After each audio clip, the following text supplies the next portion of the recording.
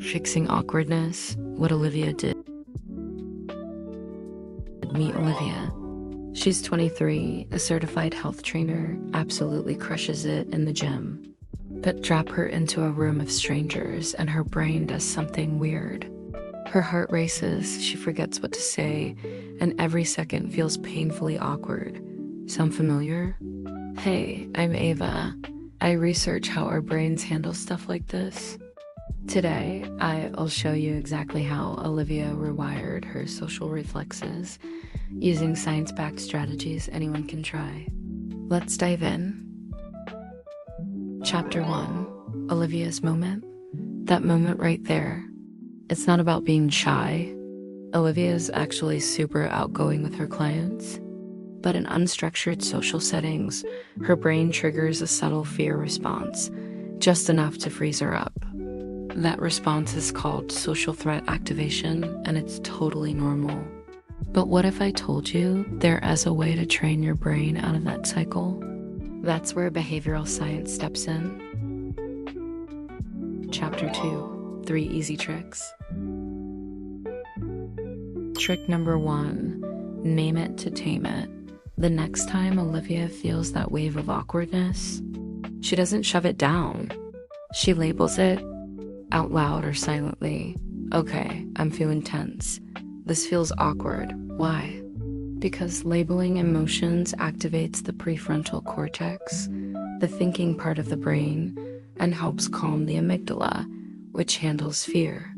It's called affect labeling, and it's one of the simplest, most effective tools in emotional regulation.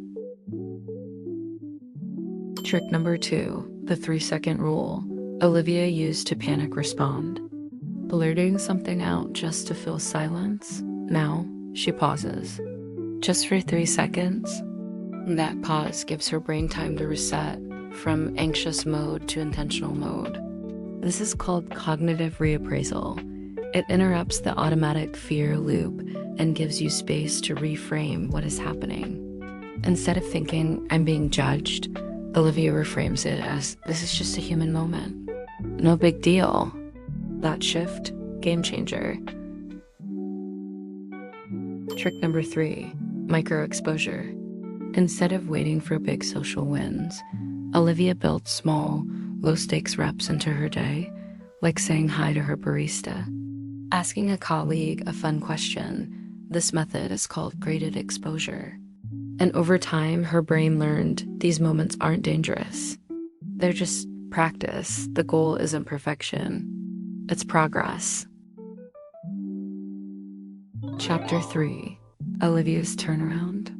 Now, Olivia doesn't overthink every word because she trained her brain just like she trains her body with small, consistent reps and that awkwardness. It's no longer the enemy. It's just a signal one she knows how to respond to. Chapter 4, Fixing Awkwardness, what you can do. Remember, awkwardness isn't failure. It's just your brain trying to protect you. But now you've got tools to coach it through. 1, name it to tame it. 2, the 3-second rule. 3, micro exposure practice. If this helped, hit like. Drop your own awkward story in the comments and subscribe for more brain-friendly tips. See you next time.